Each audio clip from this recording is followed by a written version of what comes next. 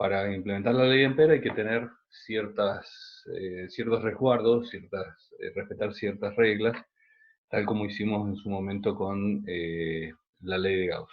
Lo primero es determinar aquellos elementos o conceptos relevantes. Bien, tener en cuenta si se tratan de conductores que tienen una forma determinada, observar los sentidos de circulación, tratar de, digamos, prever cómo sería la distribución de los campos, etc. Lo siguiente es, una vez planteado el problema, es identificar cuáles son las incógnitas, qué es lo que nos están preguntando. Y en general, una de estas va a ser la expresión que nos permita definir cómo es el campo magnético en una región del espacio dada. Bien, entonces, una de las características que vamos a tener que tener en cuenta es eso, como les decía. Luego, determinar una trayectoria de integración, siempre conviene que sea simétrica o que tenga características que nos hagan sencillo el cálculo, ¿bien? Para que las integrales resultantes no sean complejas. Luego, realizar o obtener, digamos, las componentes de tanto el campo magnético como del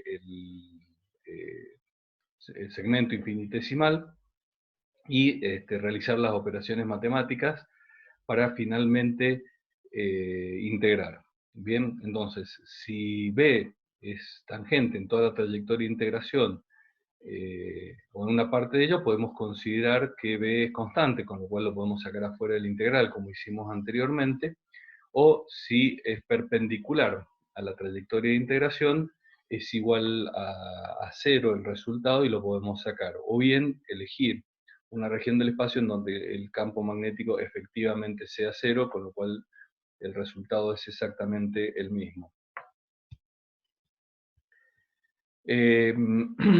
Una vez que tenemos esto, descomponemos o utilizamos una única trayectoria, como hemos visto, la descomponemos, y en definitiva observamos cuál es el resultado. Entonces, como resultado de estas trayectorias, si no hay corrientes netas contenidas, el resultado va a ser necesariamente igual a cero, independientemente de que el campo no lo sea. Y de la otra manera podemos elegir trayectorias que nos permitan ir integrando todas las corrientes o parcialmente algunas de ellas para poder resolver el problema de acuerdo a lo que nos plantea la situación. Recordemos que una vez obtenida el valor de la corriente, esta va a estar afectada de esa constante que depende del campo, que ya la vamos a estudiar un poco más detenidamente, y que esto simplemente como es un valor constante, a partir del resultado obtenido podemos obtener exactamente el valor de la corriente neta. Y el sentido de la corriente va a estar dado utilizando la regla de la mano derecha que habíamos visto anteriormente. Y por último, una de las resultados es, hacemos el camino inverso, o sea, una vez que tenemos determinada la corriente, observamos si el campo magnético que obtenemos en una región del espacio coincide con estos valores obtenidos. Entonces vamos a ver un ejemplo de un cilindro conductor a través del cual circula una corriente, y en principio vamos a suponer que esta corriente está distribuida uniformemente, o sea, las cargas que componen esta corriente se distribuyen uniformemente en cualquier sección de este conductor que tomemos. Entonces, para el análisis vamos a dividir el problema en dos partes. Una parte en donde vamos a ir desde el eje del conductor hacia el exterior en forma radial, hasta, digamos, en el interior del conductor, hasta alcanzar la superficie. Y por último, vamos a determinar qué es lo que sucede por fuera del conductor, o sea, cuando el radio de análisis sea mayor al radio propio del conductor.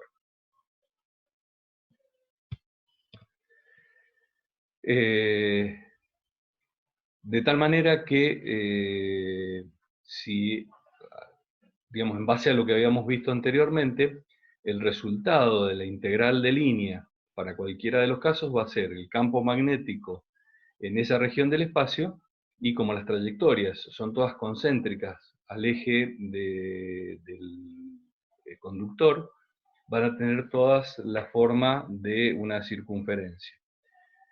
Teniendo en cuenta que dentro del conductor y que la corriente está distribuida uniformemente, la corriente o la densidad de corriente total que vamos a tener, que es la corriente total dividido la sección del conductor, la corriente encerrada va a depender efectivamente del radio, o sea, va a depender, o la densidad de corriente va a depender perdón, la corriente encerrada va a depender del área que nosotros estemos considerando, ya que si R, digamos, el radio de análisis es menor que el del conductor, no estamos considerando todas las cargas que están pasando por una sección dada del conductor, sino solamente por el área bajo estudio.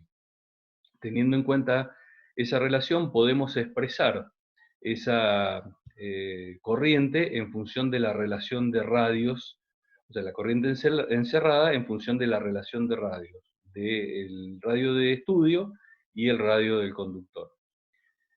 Aplicando lo que hemos visto de la ley de Ampère, sabemos que el resultado nos va a dar la corriente neta encerrada multiplicada por este coeficiente. Entonces, de esta manera, obtenemos nuestra primera observación.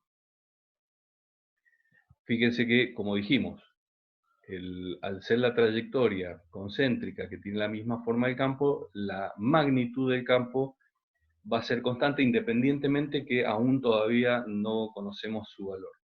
Y como la trayectoria es una trayectoria simétrica, la resultante de la integral es simple, como habíamos visto.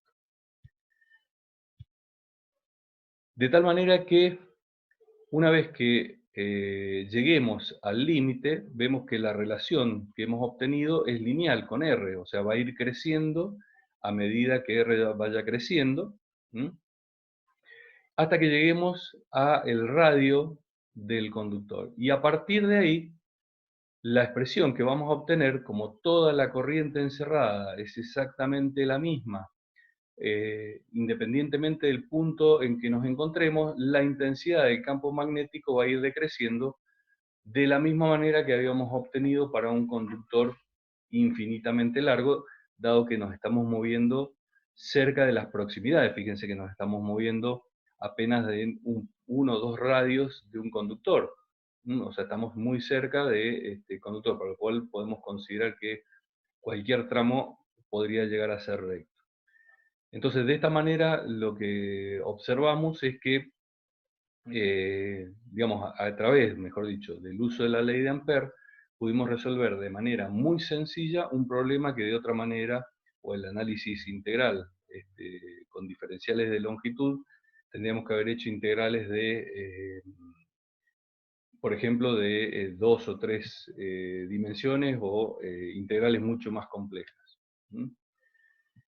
Vamos a considerar ahora otra disposición en donde ya no tenemos una sola espira y tampoco tenemos un bobinado compacto de espiras, como habíamos visto, en donde están todas bobinadas muy apretadas, sino que estas espiras están bobinadas, pero en forma, digamos, longitudinal, o sea, tiene un desarrollo a lo largo de un eje. Y podemos considerar en principio, y para simplificar el problema, que se van a desarrollar a lo largo de un cilindro, o sea que van a tener todas las espiras la misma dimensión y la misma forma, o la misma área si queremos. En general podemos tener el caso en que esta misma distribución, las espiras se dan mucho más compactas, pero para los efectos del análisis no va a cambiar considerablemente. Una de las características que tiene el solenoide es que la longitud de la disposición de las espiras es más larga que el radio de las mismas. Esa es la diferencia entre lo que vamos a denominarle una bobina y un solenoide. De tal manera que, como vemos, si hiciéramos la superposición de las líneas de campo alrededor de cada una de las espiras y fuéramos sumando los efectos, veríamos que el campo tiene una disposición de esta forma, de tal manera que tenemos una mayor densidad de líneas dentro de las espiras y estas decaen muy rápidamente en la parte exterior. De tal manera que vamos a considerar a los fines del análisis que el campo en el interior del solenoide es uniforme en toda su longitud, ¿bien? Y que el campo fuera del solenoide es, digamos, en las cercanías del mismo es, de acá del medio del solenoide, cero, ¿sí? Entonces vamos a aplicar la ley de Ampère para un solenoide. En este caso el devanado es más compacto, ¿bien? O sea, están las espiras inmediatamente una al lado de la otra. Y vamos a definir una unidad que la vamos a denominar espiras por unidad de longitud, ¿bien? O sea que vamos a contar ya no el total de las espiras, sino la cantidad de espiras por metro, por ejemplo, ¿bien? Que es este valor n. Esto es importante porque se presta después a confusión más adelante. Entonces, este valor n minúscula es la cantidad unitaria de espiras o cantidad de espiras por unidad de longitud. Otra de las características es que la corriente a lo largo de cualquier espira del solenoide es la misma porque están una a continuación de la otra. Ese es un rasgo importante. Fíjense que en este caso la trayectoria de integración es una trayectoria rectangular, ¿bien? En donde tiene una primera parte que va en el sentido longitudinal del solenoide, no necesariamente por el centro, pero dijimos que interiormente el campo magnético, como vemos acá, es uniforme. A partir de ahí nos desplazamos perpendicularmente al eje, en forma radial, suficientemente lejos, ¿bien? Tan lejos que podemos considerar que cuando llegamos al punto C, la intensidad del campo es igual a cero, y esto va a ser igual mientras nos desplazamos paralelamente al solenoide desde C hasta D. Y luego retornamos al punto original. Esas son las características de esta trayectoria de integración que, como dijimos, podemos elegir cualquiera porque el resultado nos debería dar exactamente lo mismo. Entonces, lo que vemos que en el lado AB de la trayectoria, que está dentro del solenoide, estos diferenciales de longitud son paralelos al campo, ¿bien? Mientras que en los lados BC, perdón, y DA son perpendiculares. Entonces vamos a denominarle, vamos a considerar una componente paralela, que le vamos a llamar al campo. En el lado AB, como son paralelos y tienen el mismo sentido, lo vamos a considerar positivo. Y como vamos a integrar desde A hasta B, esa es la longitud L que vamos a recorrer. Como dijimos, de BC y DA la componente es perpendicular al campo magnético, por lo tanto es cero, y en el CD el campo directamente es cero, así que lo vamos a considerar nulo también. De tal manera que de toda la trayectoria, la única parte que, digamos, más allá de que la trayectoria es cerrada, la única parte que aporta al resultado es la que está dentro del solenoide, que es B por L. Teniendo en cuenta que la corriente encerrada va a ser la cantidad de espiras que nosotros hayamos concatenado o que pasen por dentro de esta superficie, entonces teniendo en cuenta el número de espiras por unidad de longitud, lo multiplicamos por la longitud, y toda esta cantidad, esta es la cantidad total de espiras encerradas, lo multiplicamos por la corriente, que es la misma por cada espira. En este caso, como la integral es positiva, quiere decir que la corriente está circulando en el sentido positivo, y por lo tanto la corriente encerrada también va a ser positiva. Reemplazando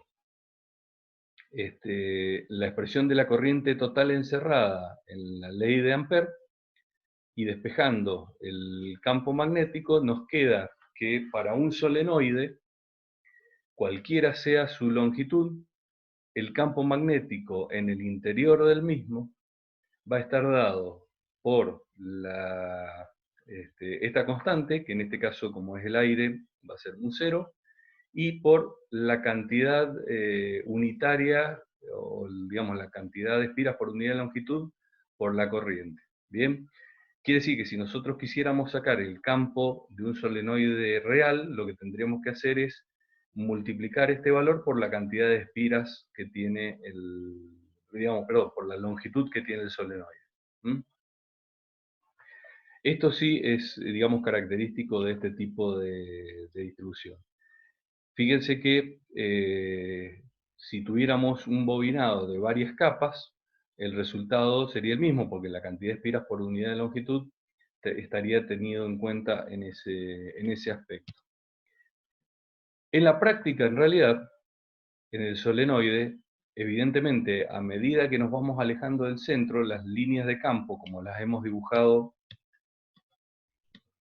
acá, tienden a dispersarse, o sea, hay una menor densidad de líneas de campo, y obviamente que una vez que nos alejamos del solenoide propiamente dicho, este decrecimiento es mucho más rápido. Si esto lo graficamos, vemos que el resultado obtenido es cierto en las proximidades del centro, digamos, en el centro del solenoide, y cuando llegamos a los extremos del solenoide, en la práctica cae aproximadamente a la mitad. Por eso es que mientras más largo es el solenoide, o sea, mientras mayor es la relación entre la longitud respecto del diámetro de la espira, la curva se va a achatar más y es más uniforme el campo dentro del solenoide, que era uno de los aspectos que queremos buscar. Otra disposición de bobinados, que es bastante frecuente en la industria y lo encontramos prácticamente en muchas aplicaciones técnicas, es lo que se denomina un bobinado de tipo solenoide toroidal o simplemente un bobinado toroidal. O sea que es equivalente a un solenoide que está cerrado a su vez sobre sí mismo, formando una circunferencia. De tal manera que el alambre se comienza a bobinar en forma espiralada alrededor de ese núcleo con forma de un cilindro hueco, hasta que sale nuevamente. Va a tener una cantidad n de espiras en total, ¿bien? Y otra de las características, al igual que el solenoide, es que la corriente por cada espira es exactamente la misma que es I. Vamos a considerar que, independientemente de la forma, las espiras son todas iguales, que tienen más o menos la misma separación, y que siempre la espira está perpendicular a el eje del toroide. O sea que siempre en el diferencial de longitud que consideremos, siempre es perpendicular al plano de la espira, como algo parecido a lo que habíamos visto. De tal manera que el campo magnético va a ser más intenso en el centro de la espira, bien, tal como lo habíamos visto en el ejemplo anterior. De forma que los efectos se suman.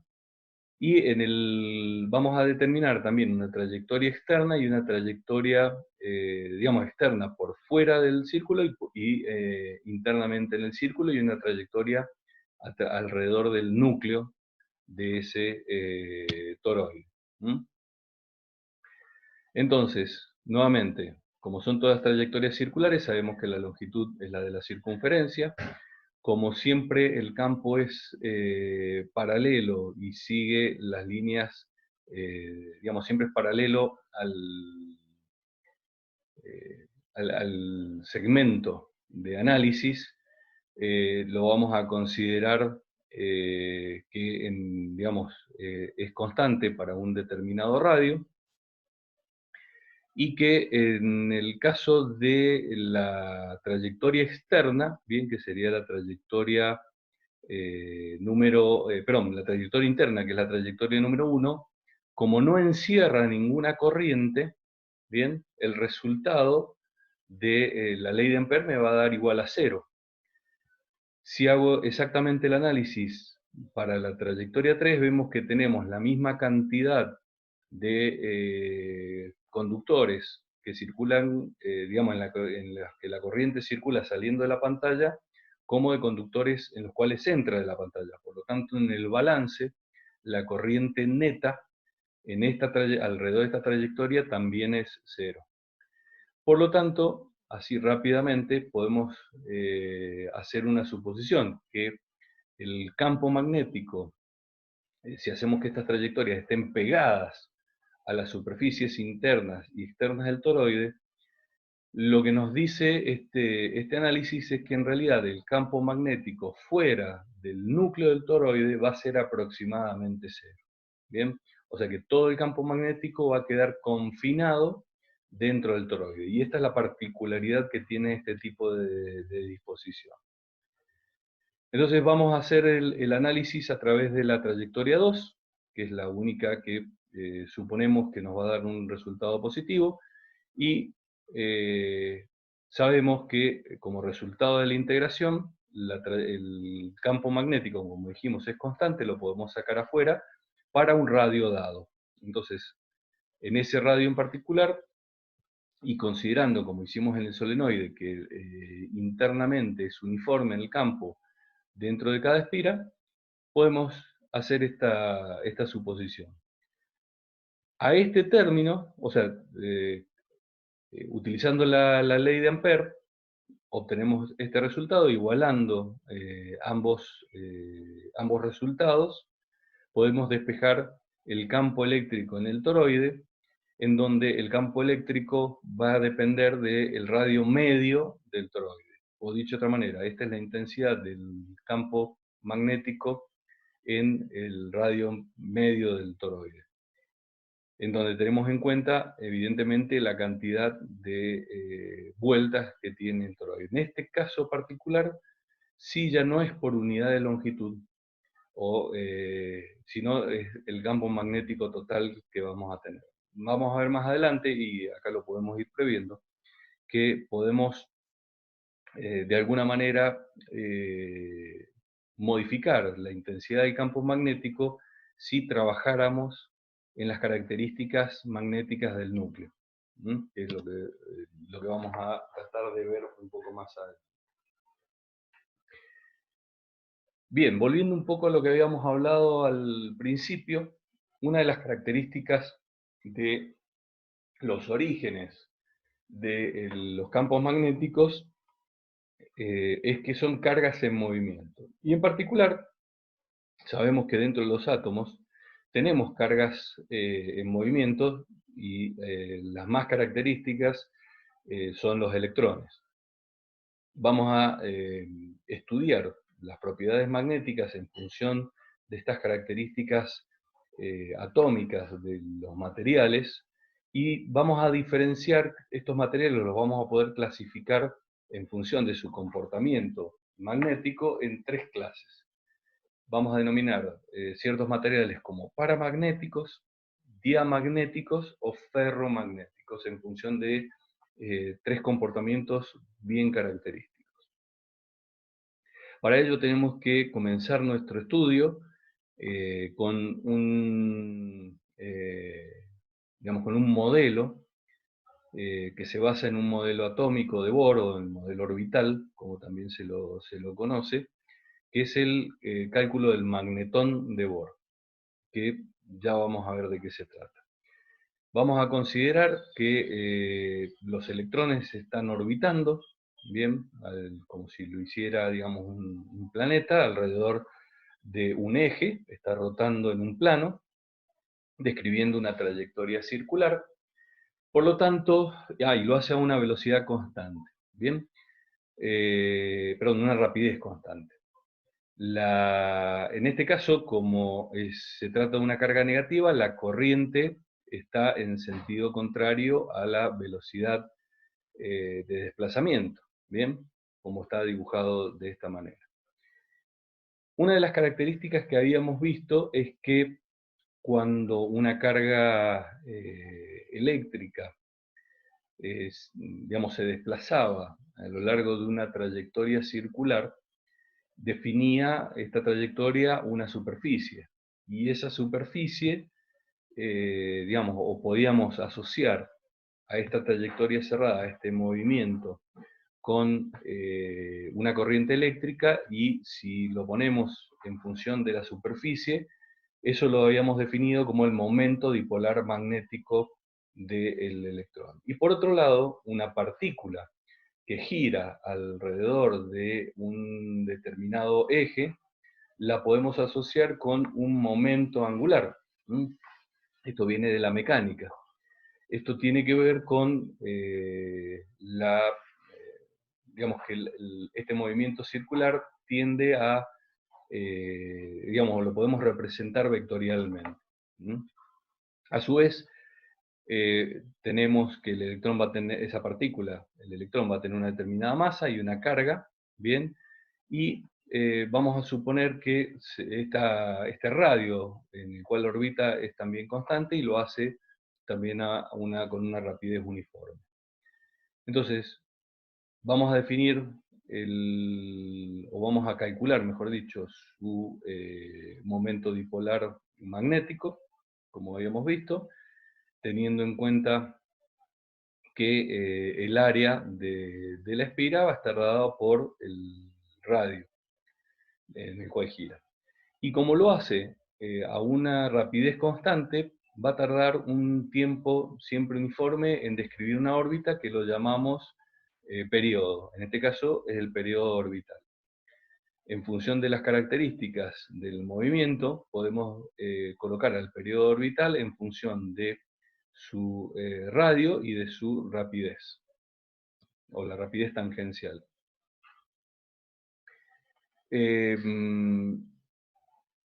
La corriente equivalente va a ser la cantidad de veces que esa carga pase por un punto dado, una sección dada. Entonces lo podemos poner en función de la carga y del período. Reemplazando los valores, tenemos esta expresión. Y ahora sí, tenemos, por un lado, la expresión de la corriente, por otro lado, la expresión del área, con lo cual podemos determinar la magnitud de ese momento dipolar magnético. Vamos a poner a este momento, o lo vamos a expresar, este momento dipolar magnético en función del momento angular del electrón, que es una característica de este movimiento circular. Y el momento angular se define como la masa por la rapidez por el radio.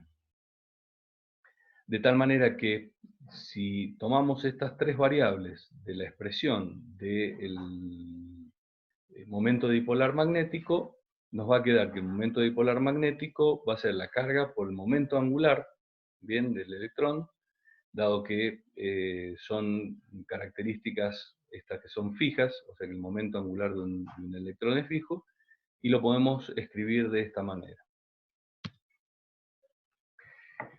Una de las características que tiene este momento angular es que está cuantificado, o sea, tiene un valor fijo, y ese valor fijo es digamos, o cualquier momento angular que obtengamos en un electrón siempre va a ser un múltiplo entero de un número constante que depende de una variable o una constante física fundamental llamada constante de Planck. Esto ya influye mucho más, como vamos a ver más adelante, en varias situaciones.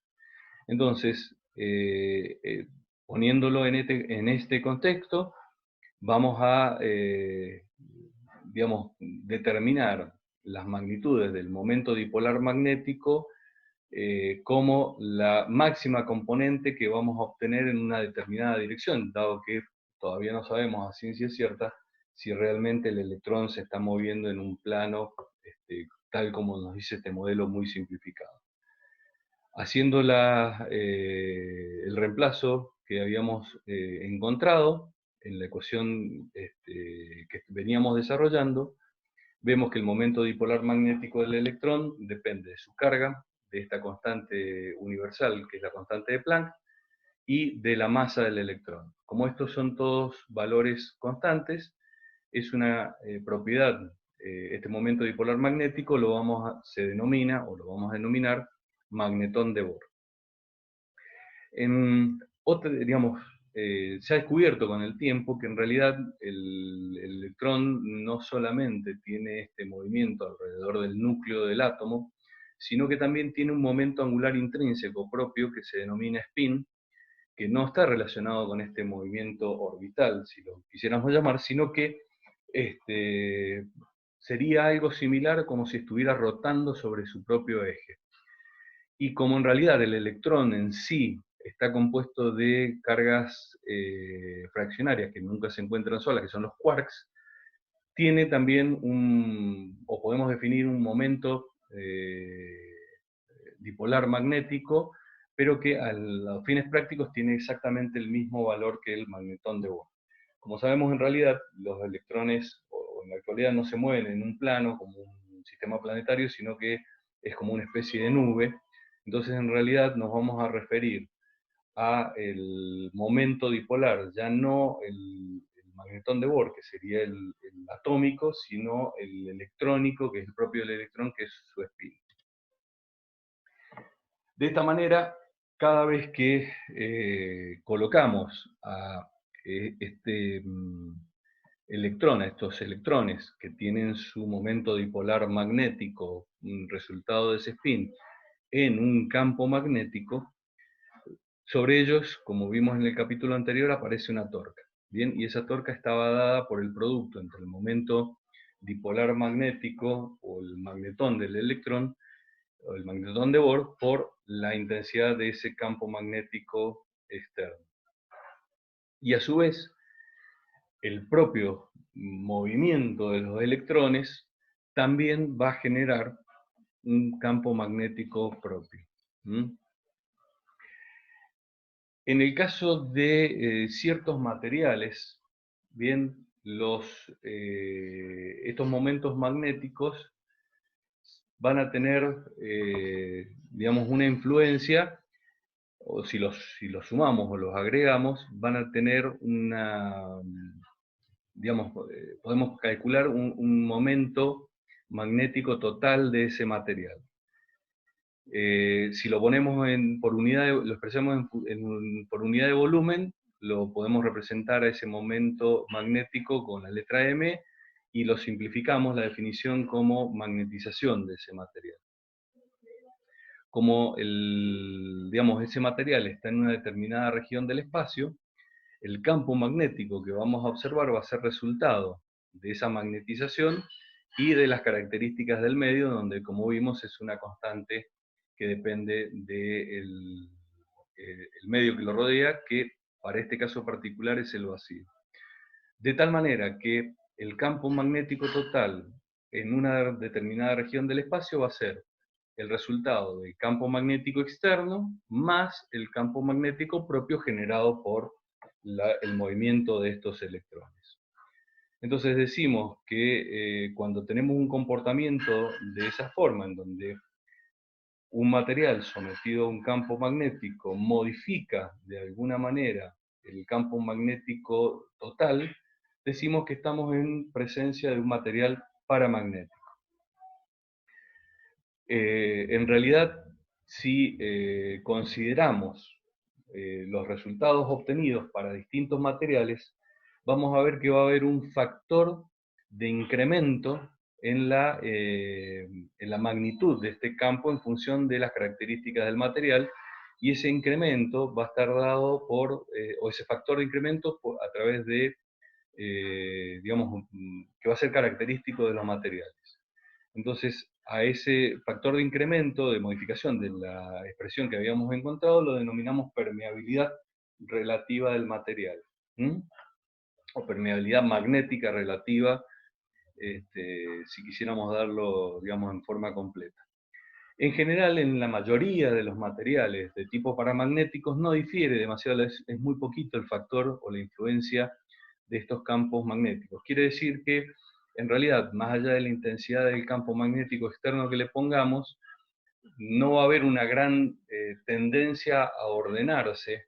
Las torcas netas que vamos a tener no son tan importantes. Sí se puede observar, sí hay una pequeña diferencia, que como por ejemplo en el caso del aire, que es este primer valor que tenemos acá, que difiere levemente del vacío, Con lo cual a los fines prácticos, en realidad, en gran parte de los materiales los vamos a considerar equivalentes, y por eso usamos siempre la permeabilidad del vacío, como habíamos visto. Bien, si ahora lo ponemos, la permeabilidad del vacío más la permeabilidad relativa del material, podemos definir para cada material una permeabilidad absoluta, porque acuérdense que era un factor de relación respecto del vacío. La inversa, mejor dicho, la diferencia que hay entre la permeabilidad relativa y la unidad, que era esa desviación que teníamos, es lo que se denomina susceptibilidad magnética. O sea que un material tiene una tendencia a magnetizarse mayor mientras más grande es su susceptibilidad. Bien, tanto la susceptibilidad como la permeabilidad relativa son adimensionales, son factores de escala. En muchos de los materiales, digamos, no se observa esta reacción, sino que por el contrario, ante la presencia de un campo magnético hay como un efecto reactivo en donde, ya lo vamos a estudiar en la próxima unidad, hay digamos, un efecto que trata de oponerse a este fenómeno o a esta interacción del campo magnético en ese material. Y se observa que, digamos, el campo magnético resultante es levemente menor al que si hubiera en el vacío. A este tipo de materiales se denomina diamagnético, y su característica es que la permitividad relativa es ligeramente menor que la unidad, bien, del orden, como vemos, se difiere en el cuarto o en el quinto dígito, y es muy común en los materiales cerámicos, en los líquidos, etc. Bien, de todas maneras, a los efectos prácticos, vamos a considerar que se comportan para los campos magnéticos de la misma manera que digamos que el vacío.